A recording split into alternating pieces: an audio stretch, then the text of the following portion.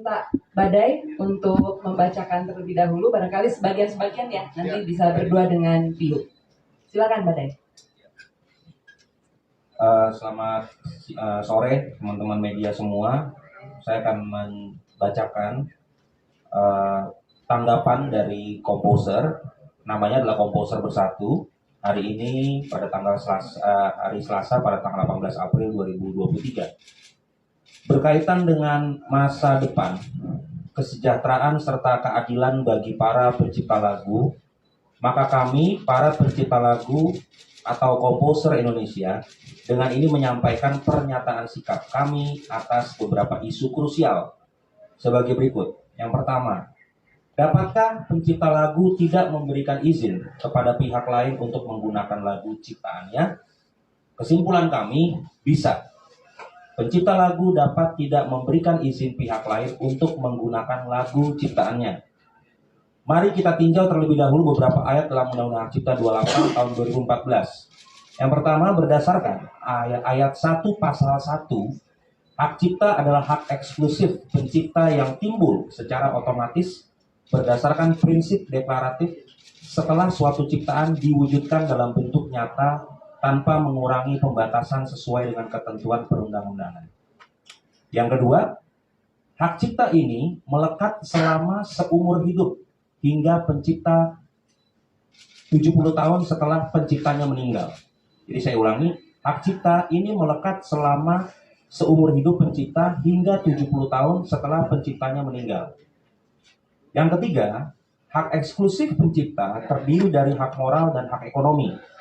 Terkait hak moral, seperti yang tertulis pada butir E ayat 1 pasal 5, pencipta dapat mempertahankan haknya bila terjadi distorsi, mutilasi ciptaan, modifikasi atas ciptaannya, atau hal yang bersifat merugikan kehormatan diri atau reputasinya. Sementara hak ekonomi, seperti yang tercantum di ayat 2 dan 3 pasal 9, yakni setiap orang yang melaksanakan hak ekonomi atas suatu karya, wajib mendapatkan izin pencipta atau pemegang hak cipta. Jadi saya garis bawahi dan luruskan bahwa pertemuan kami dengan Bapak Menteri tadi sudah jelas bahwa memang pasal 9 ini sudah disetujui sebagai pasal yang memang harus dipatuhi. Ketika memakai karya cipta orang, izin itu sangat-sangat diperlukan. Oke, saya lanjut sedikit lagi. Untuk mendapatkan hak ekonomi secara optimal, pencipta perlu menjadi anggota lembaga manajemen kolektif atau LMK.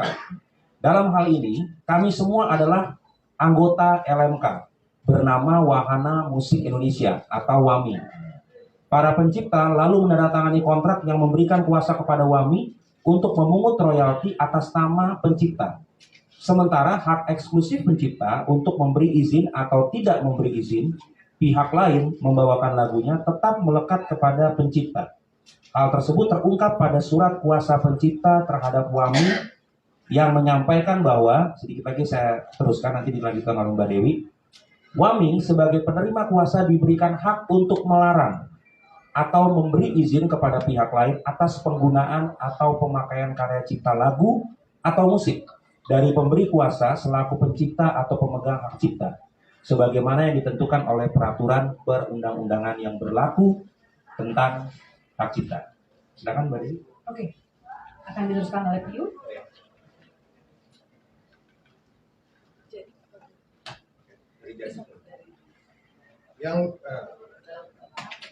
Yang kedua, dalam perkembangan yang terjadi belakangan, beberapa pihak lantas menyatakan bahwa hak pencipta untuk tidak memberikan izin penggunaan karyanya tidaklah berlaku selama pengguna sudah melakukan perjanjian dan pembayaran royalti kepada LMK seperti yang tercantum pada ayat 5 pasal 23, yakni setiap orang dapat melakukan penggunaan secara komersial ciptaan dalam suatu pertunjukan tanpa meminta izin terlebih dahulu kepada pencipta dengan membayar imbalan kepada pencipta melalui lembaga manajemen kolektif. Opini itu juga diperkuat dengan merujuk ke ayat 4 pasal 87 bahwa pemanfaatan ciptaan secara komersial oleh pengguna tidaklah dianggap sebagai pelanggaran sepanjang pengguna telah melakukan dan memenuhi kewajiban sesuai perjanjian dengan lembaga manajemen kolektif. Berikut adalah tanggapan kami. Untuk menjawab argumentasi terkait pasal 23 dan 87 tersebut di atas, beberapa dari pencipta lagu yang memiliki kasus relevan mencoba melakukan pembuktian. Mereka telah mendatangi dan bertanya kepada LMK dan LMKN tentang pembayaran royalti atas beberapa konser atau pertunjukan musik terkait lagu mereka. Sampai hari ini, para pencipta lagu tersebut tidak mendapatkan jawaban pasti maupun laporan penerimaan dari daftar acara yang dipertanyakan. Sehingga dapat disimpulkan bahwa LMKN dan pihak penyelenggara atau IO tidak melaksanakan kewajiban mereka seperti yang diperintahkan oleh undang-undang, dan sudah jelas terjadi pelanggaran terhadap undang-undang hak cipta. Dalam kasus di mana telah terbukti adanya pelanggaran, maka kami semua berpendapat bahwa pencipta lagu mempunyai hak untuk tidak memberikan izin penggunaan lagu kepada penyanyi atau grup terkait. Sebagai konsekuensinya, pencipta lagu pun tidak mendapatkan hak ekonomi sebagaimana yang dimaksud dalam pasal 9. Dan yang ketiga, ada beberapa pihak yang menyuarakan kekhawatiran mengenai sistem pemungutan royalti yang bersifat kolektif akan kolaps apabila pencipta lagu diperbolehkan tidak memberikan izin kepada pihak lain untuk membawakan lagunya. Dan berikut tanggapan kami. Pada dasarnya pencipta lagu yang berkarya dan kemudian mendaftarkan diri ke LMK adalah untuk mendapatkan hak ekonomi yang maksimal atas karyanya. Para pencipta lagu tidak mungkin membatasi khalayak umum seperti musisi kafe, pengamen, dan sebagainya untuk tidak membawakan karya ciptanya.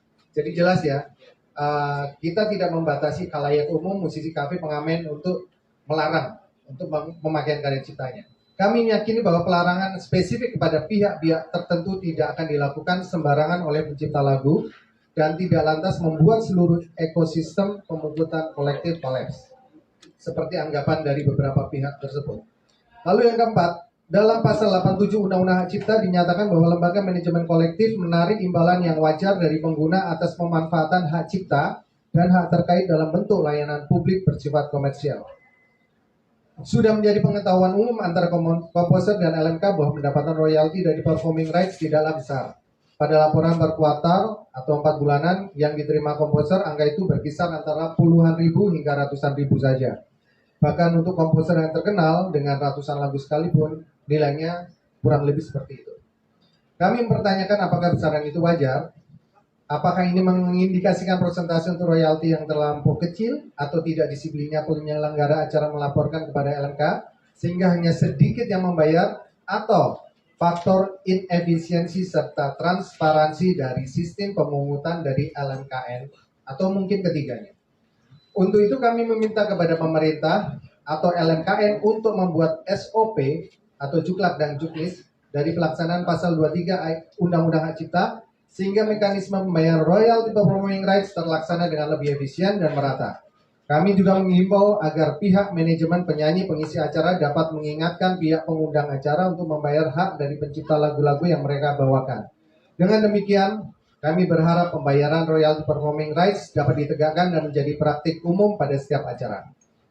Demikian pernyataan sikap serta kajian kami. Semoga dapat membawa kemaslahatan dan keadilan yang lebih baik bagi para komposer dan ekosistem yang lebih sehat bagi industri musik Indonesia. Jakarta, 18 April 2023. Ini beberapa nama yang sama-sama ikut menyatakan sikap yang tadi sudah dibacakan. Ada Ahmad Dhani, beliau ada di sini. Ada Piu, Rika Roslan, ada Badai, ada Denny Casmala, ada saya Di Lestari, ada Ade Govinda, ada Posan Tobing, dan juga ada Pika Iskandar dan Sandi Kanester yang keduanya tidak hadir tapi juga menyatakan sikap yang kurang lebih serupa. Demikian yang bisa kami sampaikan. Ada Anji, ampun Anji, maaf. Dan tadi juga ada Once, ada Marcel, tapi mereka tadi masih ada tertahan di atas sepertinya. Cuma tadi kami bersama-sama berbincang dan berdiskusi dengan Bapak Menteri dan jajarannya, juga ada Ibu Dirjen Haki yang juga hadir. Baik, kalau misalnya ada pertanyaan barangkali dari rekan-rekan pers. Langsung aja kami, ya. Mikrofonnya mana? Jadi, ayo. Ada yang mau ada mikrofon nggak?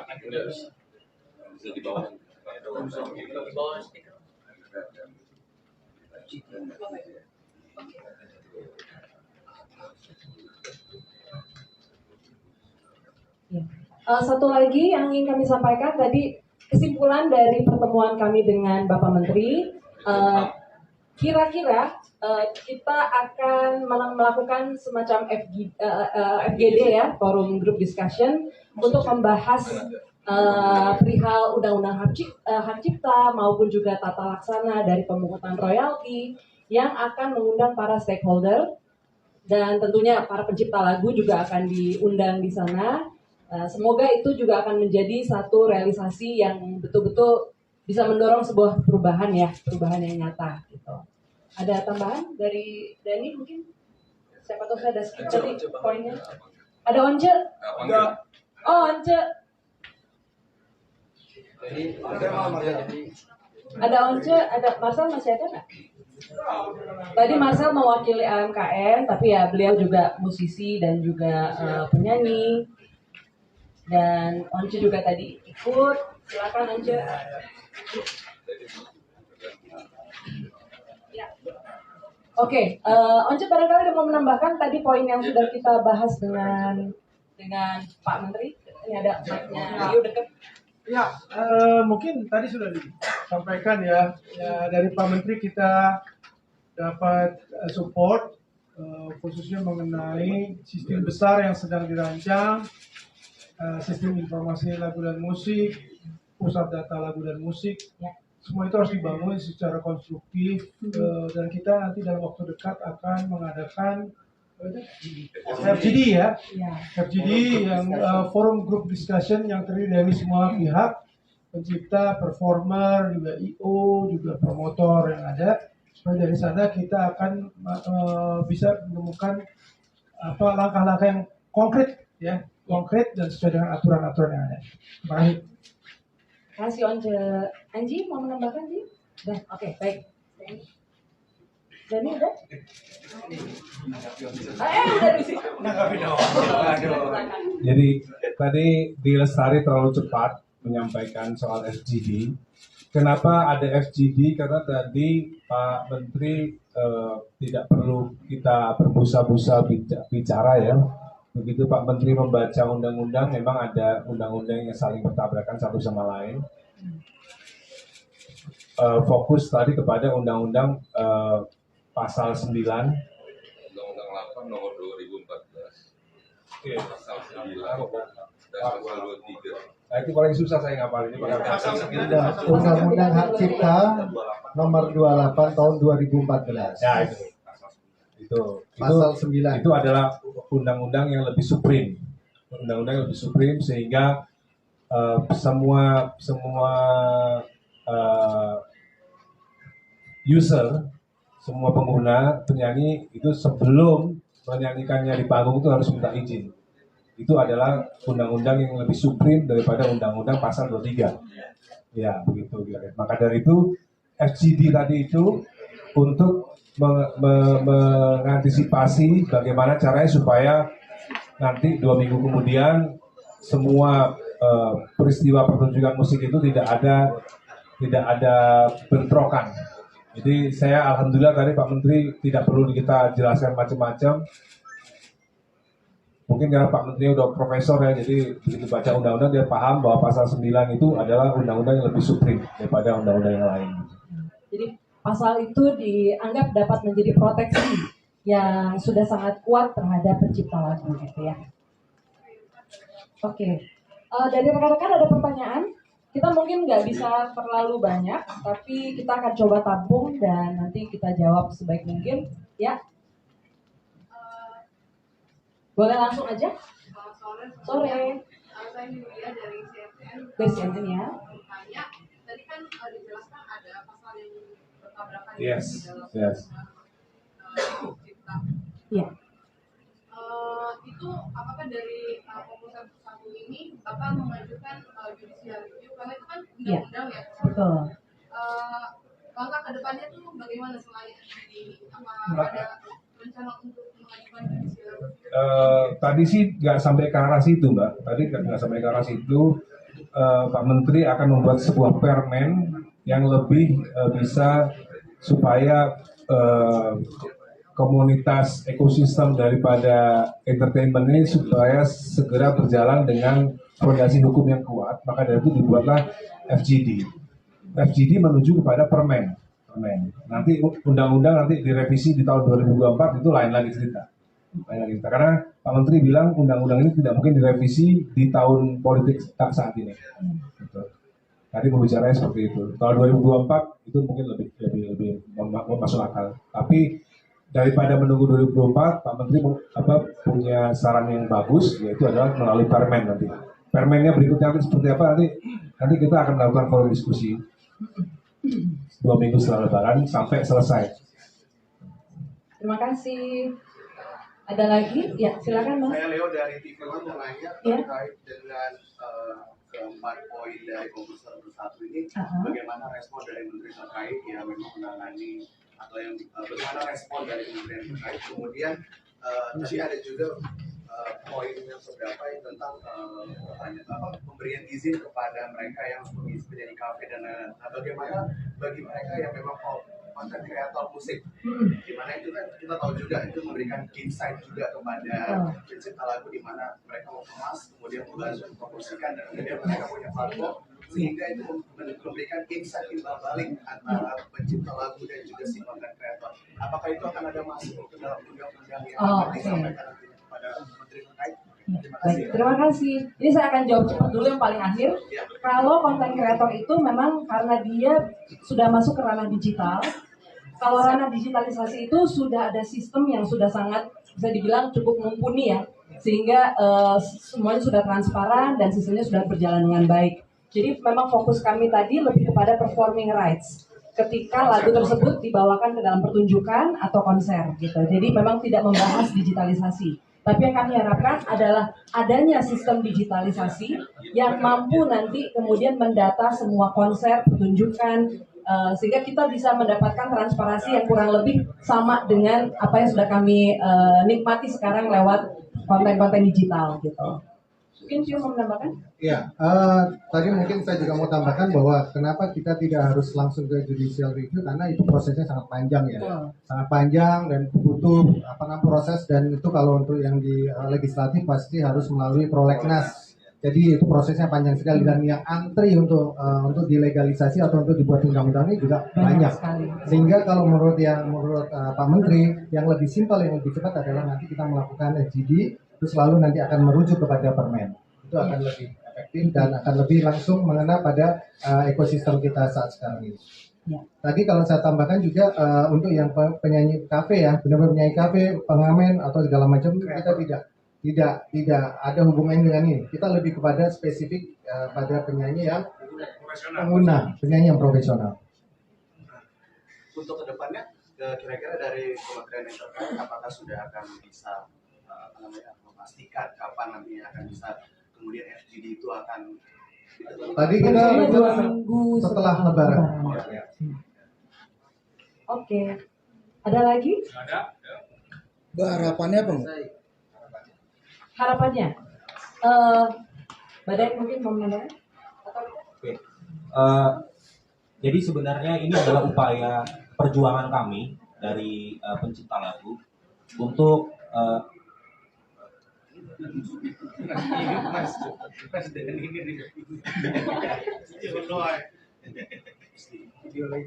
jadi memang ini upaya dari kami para komposer untuk apa? Sebenarnya untuk menyelamatkan legacy kami, untuk keluarga dan anak cucu kami yang memang nantinya mereka nih yang merasakan eksploitasi daripada lagu-lagu kami.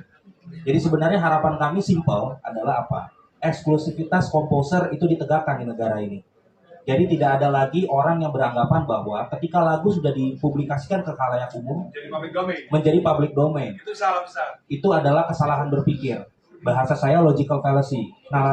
Kesalahan nalar. Ya, betul. Minjem istilahnya Om Rocky Gerung. Jadi sebenarnya begini, lagu menjadi public domain itu menurut undang-undang adalah 70 tahun. Setelah penciptanya meninggal baru dia public domain. Itu pun bisa diperjanjikan ulang, diperpanjang. Nah, jadi kalau ada bahasa mengatakan bahwa lagu setelah dipublikasikan ke umum itu pencipta lagu tidak punya hak, itu sesat. Jadi upaya hukum kami adalah melindungi karya cipta kami sesuai dengan arahan Menteri tadi bahwa pasal 9 itu sudah cukup memproteksi hak moral dan ekonomi kami. Jadi harapan ini simpel aja. Kami mau supaya negara ini memberlakukan atau berpihak kepada pencipta lagu untuk menegakkan hukum atas karya-karya kami. Itu aja. Thank you. Terima kasih. Rika, ada mau menutup? Sudah cukup? Rika, mungkin mau menambahkan? Saya sudah lama ingin bicara, tapi mengumpulkan bukti-bukti untuk saya bisa mengucapkan ini, karena buat saya pada saat bicara itu harus penuh pertanggungjawaban. Jadi saya akan mengumumkan, sebetulnya ini kejadian sudah lama, sudah 1 tahun yang lalu, berawal dari tanggal polemik yang terjadi di band saya, The Groove. Maaf, Rika, potong sebentar. Piu mau jalan duluan. Ya, Oke, karena sudah harus buru-buru. Oh ya, Saya minta maaf ya, saya harus duluan. Thank you banget buat semuanya. Hati-hati Mas Piu ya. Thank you, Piu.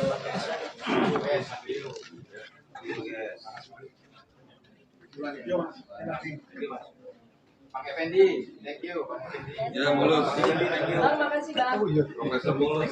Salam seger-seger, Pak. Thank you. Oke, boleh teruskan. Kembali saya tarik lagi bahwa pada tanggal 23 maka bulan Maret di tahun yang lalu terjadi satu polemik yang sudah tidak bisa lagi didiskusikan. Perbincangan ini sebetulnya sudah lama bahwa saya kurang cocok dengan manajemen dari The Groove. Saya merasa saya harus bersikap tegas untuk mengajukan 2 pilihan kepada teman-teman, karena polemik tidak cocok ini sudah lama. Apakah tetap akan mempertahankan manajemen yang ada atau mempertahankan founder dan penulis lagu yang memang sudah bersama-sama dari tahun 96, mereka Ruslan. Dan jawabannya adalah teman-teman tidak menemukan ketidakcocokan dengan pihak manajemen, jadi manajemen dipertahankan. Jadi saya sendiri yang tidak cocok. Dengan bijak, karena saya perempuan sendiri dan saya juga pendiri The Groove ya, bukan backing vokal, dan saya juga penulis lagu di situ. Saya tidak mau band saya mati dan tidak bisa berkarya. Saya sadar karena 2004 saya sudah dikeluarkan oleh band itu 1 kali. Baca mungkin dibuka lagi 2004 atau 2005 lah ya. 2004 ujung 2005 saya sudah tidak bersama band itu, dikeluarkan sepihak oleh band. Saya membantu lagi hanya featuring. Saya bilang ini kejadian sudah terjadi sekali, saya tidak akan gegabah memutuskan. Saya mengajukan 1 option. Karena memang saya tidak cocoknya dengan manajemen, bukan dengan teman-teman. Bagaimana kalau kita tetap jalan featuring, karena saya memang sudah dikeluarkan. Kita 1 panggung tapi beda manajemen. The Groove dengan manajemennya yang menurut mereka sudah bagus sekali.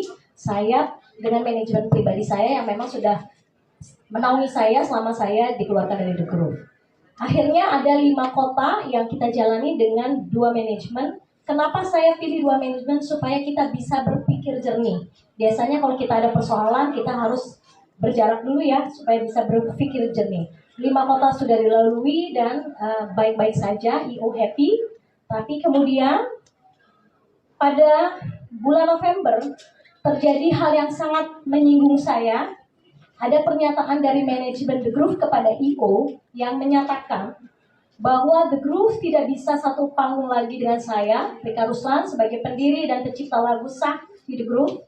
Pernyataan ini tanpa pemberitahuan sebelumnya kepada saya atau pihak manajemen saya, dan membuat saya sedih sekali dan sangat tidak profesional. Karena sebelumnya sepakatnya adalah kami masih bisa 1 panggung tapi beda manajemen agar kita bisa berpikir jernih. Tetapi surat yang dilayangkan kepada ibu ini membuat saya sangat terpukul, dan ini sudah 2 kali terjadi pada diri saya. Oleh karena itu, pada tanggal 13 Desember 2022, saya melayangkan surat resmi kepada The Groove dan WAMI, Badan Kolektif Nasional yang ditunjuk, yang menyatakan bahwa saya melarang The Groove untuk membawakan lagu ciptaan saya. Itu terjadi 13 Desember 2022, sebelum kasus Mas Dhani terungkap ya. ini adalah sebagai konsekuensi nggak bisa ngomong gue. Konsekuensi logis ketika The Groove tidak bisa satu panggung lagi dengan saya sebagai pendiri dan pencipta lagu, saya pun melarang band saya membawakan lagu saya. Begitu ya. Jadi mudah-mudahan apa yang terjadi di media bisa menyikapi dengan bijaksana, karena saya sudah melakukan upaya berdiskusi beberapa kali. Satu, meminta manajemen untuk berpindah profesi menjadi agensi dan The Groove memegang sendiri manajemennya, tapi tidak mau. Saya mengusulkan untuk pisah manajemen agar kita bisa tetap satu panggung, tetapi saya mendapatkan surat dari IO bahwa The Groove memutuskan untuk tidak bisa lagi satu panggung dengan saya. Tentunya saya punya harga diri yang terinjak, jadi saya melarang lagu saya dibawakan oleh The Groove, dan sejak pelarangan tanggal 13 Desember, The Groove tetap membawakan lagu saya. Jadi akhirnya saya bersama teman-teman bersama-sama hari ini untuk mempertanyakan dengan tegas tentang hak eksklusif sebuah lagu yang memang saya tulis sendiri dan saya penuh cinta menyiarkannya kepada teman-teman. Tapi ini khusus untuk The Groove ya. Untuk teman-teman kafe, untuk penyanyi-penyanyi yang saya cintai, silahkan pakai lagu saya, silahkan pergunakan sebaik-baiknya. Saya senang lagu saya dibawakan, silahkan berhubungan dengan LMK untuk izin-izinnya. Ayo kita bergandeng tangan dan saling menghormati hak-hak moral kita agar kita bisa selaras dalam kehidupan ini. Itu yang saya umumkan, mudah-mudahan semua tidak memotong pemberitaan dan semuanya beritanya sesuai.